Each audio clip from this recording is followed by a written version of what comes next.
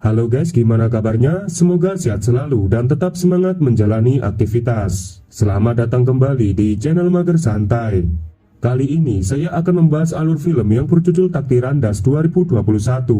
Jika Indonesia pernah memiliki seorang sniper paling mematikan di masa Perang Timur Timur yang bernama Bapak Tatang Koswara, negara Iran juga memiliki sniper paling ditakuti yang bernama Muhammad Abdul Zarin, seorang sniper yang telah membunuh 700 tentara selama Perang Iran-Irak. Lalu bagaimana kehebatan sniper Iran? Langsung saja kita ke alur ceritanya.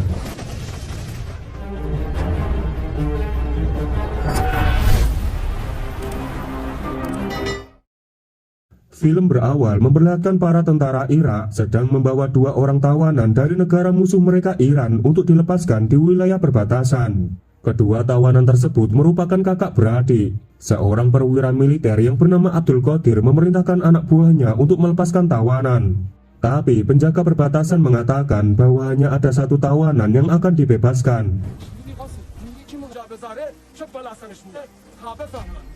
Sang kakak yang bernama Husain merelakan dirinya yang tetap ditawan supaya adiknya yang bernama Hasan bisa dibebaskan. Meski sempat berdebat, akhirnya Hasan menuruti perintah kakaknya. Hasan segera berlari menuju perbatasan, tapi perwira penjaga menyuruh anak buahnya untuk menembak Hasan hingga tewas.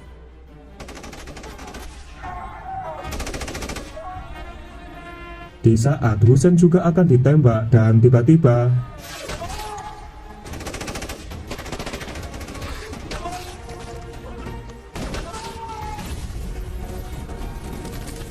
ternyata serangan brutal itu berasal dari sniper Iran yang paling ditakuti yang bernama Muhammad Abdul Zarin. Qadir yang melihat kejadian itu langsung ketakutan dan menyerah kepada Zarin. Di sini kita bisa mengetahui kelembutan hati Zarin, di mana ia tidak mau membunuh musuh yang sudah menyerah. Kemudian Zarin membawa Husain ke markasnya, sementara Qadir mengadu pada jenderal jika semua pasukannya dibabat habis oleh sniper Iran. Mendengar itu, para petinggi militer Irak ketar-ketir atas kemunculan Zarin yang dikenal dengan kehebatannya. Mereka khawatir jika Zarin tidak segera dikalahkan, pastinya akan lebih banyak prajurit mereka yang akan dihabisi Zarin. Untuk menghentikan Zarin, militer Irak memanggil Rosid, seorang perwira senior dari satuan penembak jitu. Rosid juga membawa dua orang sniper yang merupakan murid terbaiknya. Di sana Rosid mengatakan jika yang mereka hadapi bukanlah sniper sembarangan, melainkan ia adalah Zarin, seorang musuh sekaligus rivalnya dulu sewaktu berperang. Diketahui Zarin adalah sniper terlatih yang tembakannya sangat akurat, dengan mengukur jarak musuh, menentukan arah angin, kelembapan udara, dan teknik kamuflase terbaik. Rosid telah mempersiapkan dua murid terbaiknya untuk melawan Zarin. Mereka bernama Mu'ad dan Jabal.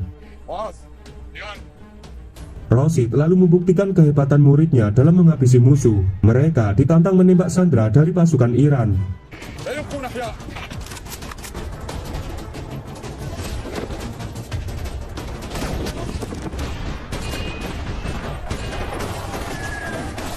Adegan berpindah ke markas pasukan Iran. Kita diperlihatkan seorang komandan pasukan Iran yang bernama Amir Reza. Reza mengatakan kepada bawahannya, sebenarnya dia sangat khawatir jika pasukan Irak akan melakukan serangan dadakan, mengingat Irak mempunyai banyak pasukan tempur dan persenjataan yang lebih canggih. Di sisi lain, ternyata Zarin sedang berada di wilayah musuh untuk mengamati pergerakan dan aktivitas pasukan Irak. Tak lama kemudian, Zarin diperintahkan Amir Reza untuk kembali ke markas. Sebelum pergi dari sana, Zarin memberi roti untuk koloni semut. Terlihat dia sangat penyayang kepada sesama makhluk. Rosid dan Qadir sedang berdiskusi dan menganalisa posisi yang biasanya digunakan Zarin untuk bersembunyi. Sebagai seorang sniper berpengalaman yang pernah menjadi rival Zarin, Rosid sangat paham di mana titik lokasi sniper bersembunyi tanpa diketahui musuh. Di depan prajurit lainnya, Zarin memberi arahan bagaimana cara menjadi sniper hebat. Untuk menjadi seorang sniper, mereka harus mengetahui persembunyian yang strategis tanpa diketahui musuh. Sang sniper juga harus tahan dalam setiap kondisi cuaca apapun. Husain yang berada di sana sangat antusias dan mengatakan kepada Zarin kalau dia ingin diajari bagaimana cara menjadi sniper hebat seperti Zarin. Zarin pun menerima Husain menjadi muridnya. Di sisi lain, Rosid membawa muridnya ke lokasi perbatasan. Setibanya di sana, Rosid bisa membayangkan bagaimana tentara Irak dihabisi Zarin pada malam itu. Rosid lalu memeriksa bekas tembakan yang menembus kaca mobil.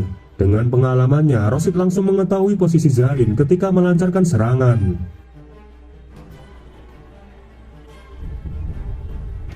Ketika kembali ke markas, Rosid memerintahkan Mu'ad dan Jabal untuk mengintai pergerakan Zarin di wilayah perbatasan. Rosid berasumsi kalau Zarin sering mengawasi aktivitas pasukan Irak di sana.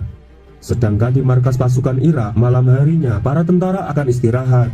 Sebelum tidur, Ismail memberi roti kepada Husain. Melihat itu, Zarin melarang Husain memakannya.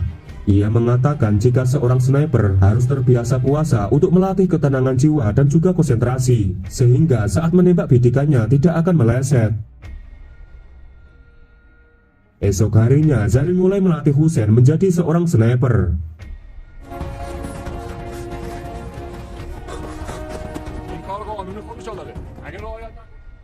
Ketika Husain membuat kamuflase, ia malah dimarahi Zarin karena teknik kamuflasenya masih sangat buruk, sehingga musuh akan menemukan persembunyiannya. Dia juga membuang botol minum Husain, sebab sniper harus bisa menahan dahaga dan bertahan di kondisi sesulit apapun. Zarin lalu mengajak Husain untuk mengintai musuh di perbatasan. Sesampainya di sana, mereka melihat tentara Irak sedang sholat. Husain menyarankan Zarin untuk segera menembak musuh. Tapi Zarin menolaknya dan menjelaskan kepada Husain, mereka memang musuh ketika di medan pertempuran dan yang dihadapi hanyalah manusia. Namun ketika musuh beribadah, maka urusannya dengan Tuhan. Tak mungkin seorang makhluk yang lemah berperang melawan Tuhan yang maha segalanya. Mendengar semua ucapan Zarin, Husain hanya bisa istighfar. Zarin lalu melatih Husain membidik target di sebuah tempat latihan menembak, tapi Husain belum bisa membidik sasaran dengan tepat. Ketika Zarin akan pergi, Husain malah menantang Zarin dan membuktikan kemampuannya. Zarin yang merasa ditantang muridnya lalu menembak semua target dengan jitu. Melihat kemampuan gurunya, Husain malah putus asa menjadi seorang sniper. Mental Husain yang lemah, Zarin merasa kecewa lalu pergi meninggalkannya.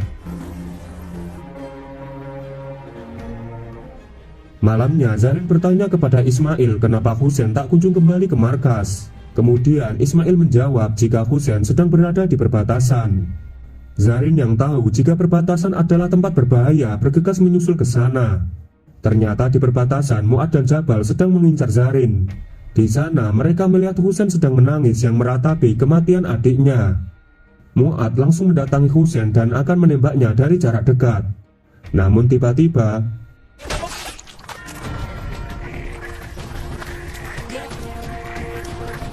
untuk kedua kalinya, Zarin berhasil menyelamatkan nyawa Husain. Zarin lalu menyuruh Husain untuk bergerak menjadi umpan, supaya dirinya bisa mengetahui posisi Jabal. Dan benar saja, Jabal yang melihat pergerakan Husain termakan jebakan mereka.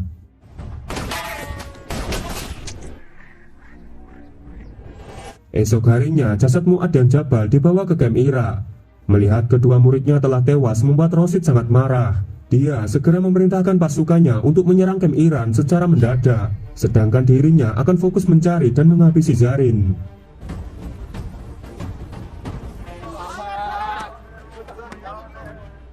Husain mengantar makanan kepada gurunya, sedangkan Zarin sedang memandangi foto keluarganya yang sangat ia rindukan. Zarin mengatakan jika ia terpaksa meninggalkan keluarganya demi membela negara. Di sisi lain, pasukan Irak sudah bersiap menyerang markas Iran dengan mengerahkan tank lapis baja. Rosid yang gak terima atas kematian muridnya. Dia menembak tentara Iran dengan membabi buta hingga menewaskan Ismail.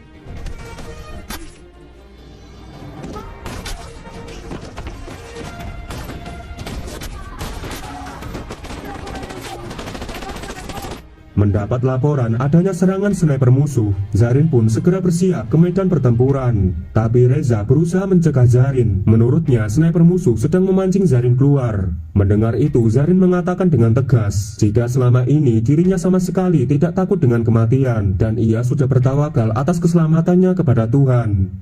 Seorang rekannya pun menyetujui apa yang dikatakan Zarin. Mereka berdua langsung berangkat ke medan pertempuran. Setibanya di sana, banyak sekali kepulan asap, serta jarak pandangnya terhalang oleh tank baja milik tentara Irak, sehingga Zarin kesulitan mencari keberadaan Rashid.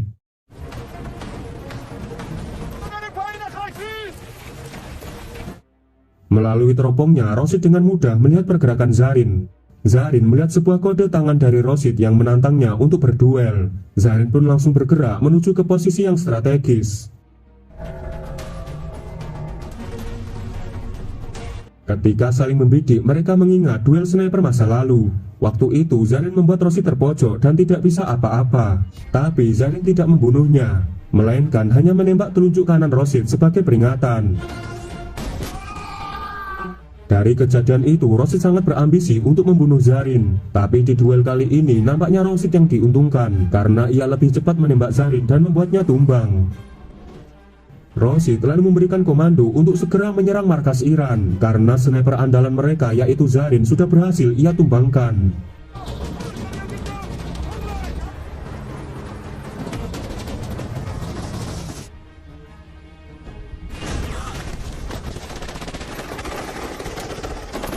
Akibat serangan itu, pasukan Iran sangat terdesak, sebab persenjataan mereka kalah canggih dari pasukan Irak.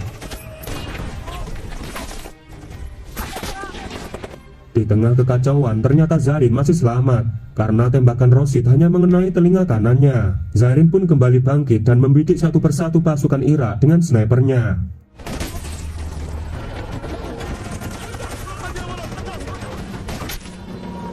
Serangan Zarin membalikkan situasi pertempuran, sehingga pasukan Iran kembali bersemangat untuk mengalahkan tentara Irak.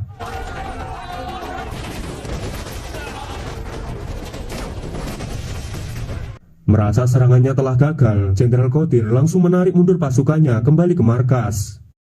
Zarin yang melihat Rashid langsung menembak bahunya sebagai isyarat peringatan kedua.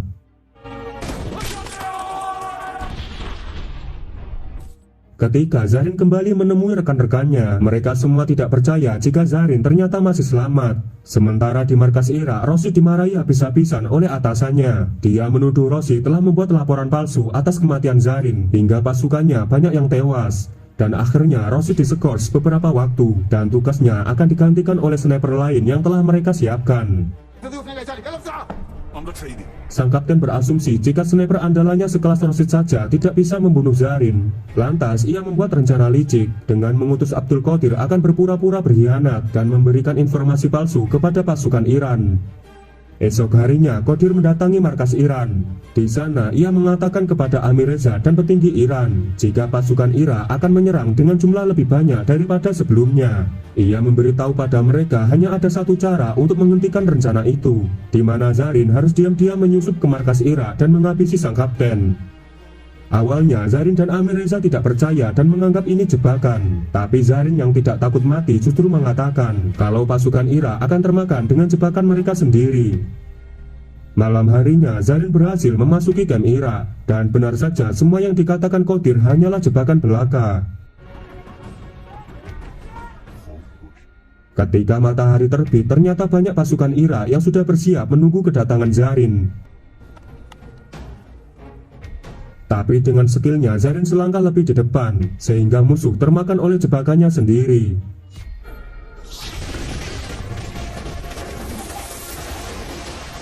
Ternyata Zarin sedang bersembunyi di sebuah gubuk di pinggir rawa. Di sana Zarin mulai membidik dan mengheadshot semua sniper musuh.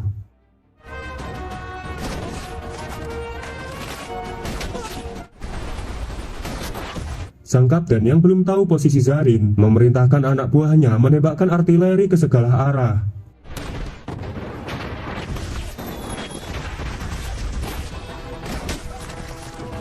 Tapi sialnya seorang sniper melihat gubuk tempat Zarin bersembunyi.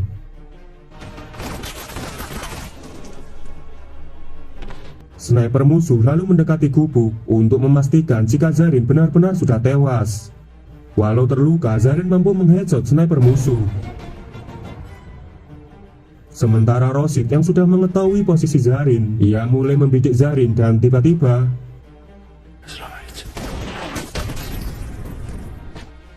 kali ini Zarin tidak mengampuni Rashid. Akibat terkena banyak tembakan di tubuhnya, Zarin sudah tidak sanggup bertahan lagi, dan akhirnya Zarin menghembuskan nafas terakhirnya. Di akhir film terlihat Husain mengintai musuh di perbatasan dengan menggunakan senjata sniper peninggalan Zarin. Kali ini Husain melanjutkan misi yang sebelumnya menjadi tugas gurunya. Dengan tembakan jitu, Husain berhasil menembak kapten pasukan Irak. Oke guys, terima kasih sudah menonton film ini sampai selesai. Jangan lupa klik tombol like, subscribe, dan aktifkan loncengnya. Kalau sudah, saya ucapkan terima kasih. Sampai jumpa di video selanjutnya.